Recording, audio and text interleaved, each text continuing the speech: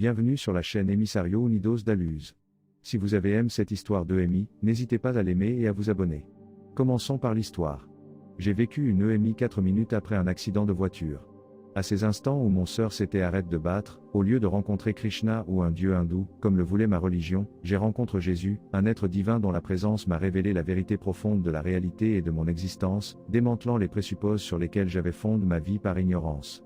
Je recitais des vers de la Bhagavad Gita en rentrant chez moi après l'école de yoga où j'avais enseigné pendant de nombreuses années lorsqu'un camion a dévié sur ma voie. Krishna, je rentre à la maison, me suis-je dit dans cet instant infiniment long qui a précédé l'impact. Tandis que la force de l'impact se propageait dans tout mon corps, j'écoutais avec une clarté troublante l'orchestre morbide de l'acier qui s'écrase et des os qui se brisent.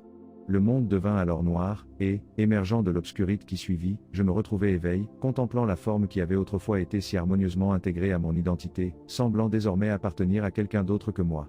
Puis, la réalité elle-même commença à se défaire, les couleurs se mêlant et les sons fusionnant en une seule harmonie. Du point de vue de la conscience multidimensionnelle, je regardais les ambulanciers travailler avec une précision impérieuse sous moi. Leurs mouvements semblaient à la fois frénétiques et étrangement gracieux, tandis qu'ils tentaient de ranimer mon cœur. Cette zone entre la vie et la mort semblait ancienne mais aussi nouvelle, car tout vibrait d'une énergie vive et électrique. Alors que ma conscience transcendait le monde physique, les mantras qui autrefois me connectaient au divin ne furent plus que des syllabes vides de sens, remplacées par l'énergie jaillissant du plus profond de mon être. Me débarrassant de mes illusions à mesure que je m'élevais vers des niveaux de conscience toujours plus élevés, je réalisais bientôt que mes préparations rigoureuses au fil des années n'avaient même pas effleuré la surface du possible, qu'elles ne m'avaient pas préparé à l'inévitabilité de l'annihilation totale de mon petit sentiment d'ego, pour révéler l'infinie magnificence au sœur de l'être. La lumière se révéla comme un rayonnement qui semblait émaner simultanément de l'intérieur et de l'extérieur, et pourtant ce n'était pas la lumière divine dont j'avais entendu parler dans les textes sacres ou que j'avais contemplé en méditation, mais plutôt quelque chose de fondamental, d'évident et d'inéquivoque. Ce que j'éprouvais en présence de la lumière n'était pas l'expérience sereine de l'illumination que j'avais imaginée, mais plutôt une force transformatrice primordiale. Au lieu de voir Krishna exécuter sa danse cosmique devant moi, j'ai rencontré une présence pure et rayonnante, l'incarnation de l'amour divin dans sa forme la plus fondamentale. En présence de la lumière, je me suis senti à la fois humble et épanoui, tandis qu'elle me révélait la vérité de la réalité, dissolvant dans son intégralité ce qui m'était si cher. La lumière sembla alors se métamorphoser et se consolider en une forme, et cette forme m'apparut comme celle de Jésus-Christ, sans pour autant ressembler au Jésus que j'avais vu dans d'innombrables représentations. Transperce, tandis que je plongeais mon regard toujours plus profondément dans l'univers insondable de ses yeux, j'étais témoin de l'accumulation de toute expérience humaine, chaque joie, chaque chagrin, chaque instant d'illumination et de désespoir. Ce n'étaient pas les yeux d'un simple personnage historique ou d'une icône religieuse, mais plutôt des fenêtres sur l'essence même de la conscience divine. En plongeant mon regard dans les siens, les versets autrefois enigmatiques du Vedanta commenceront enfin à prendre sens, car notre communication, fondée sur l'échange d'une pureté partagée, reposait sur l'échange de nos essences spirituelles et, par conséquent, était exempte de toute incompréhension.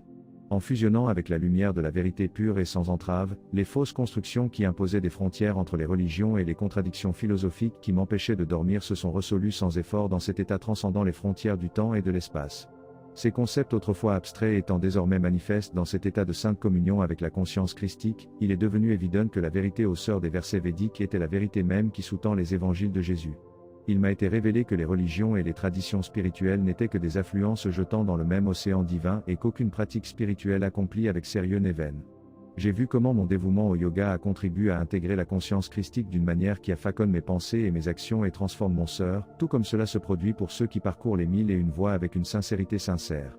Dans tout ce que j'ai vécu en unite avec le divin, les questions de mon sœur ont trouvé réponse, conférant à mon sœur et à mon esprit une paix indescriptible.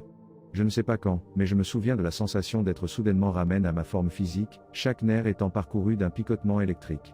J'ai senti l'odeur de l'hôpital dès ma première inspiration, atroce, après mon retour dans mon corps. De plus en plus conscient du monde physique, j'ai observé les infirmières s'empresser de vérifier mes signes vitaux, j'ai vu des rayons d'une brillance éthérée percer le voile séparant les mondes, illuminant la pièce et les objets qu'elle contenait. Alors que je m'efforçais d'intégrer les deux réalités, chaque sensation revêtait un sens nouveau. Chaque instant était empli de ce qui était autrefois cache.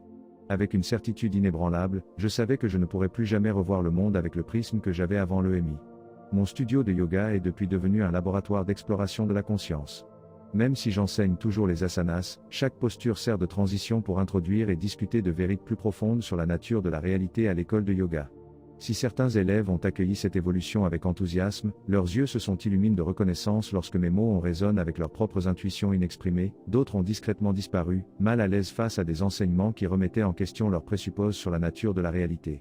Ma famille observait avec une inquiétude croissante que je parlais plus ouvertement de mes expériences, mais chaque fibre de mon être me poussait à partager ce que j'avais appris lors de l'EMI.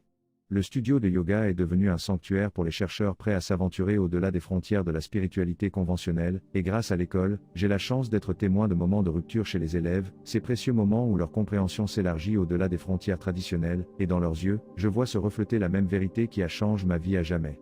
Malgré les difficultés, je ne cesserai de partager ce qui m'a été donné de partager, car le monde a désespérément besoin de passerelles entre la sagesse ancestrale et la conscience émergente, entre la science et la spiritualité, entre ce que nous pensons savoir et la vérité réelle.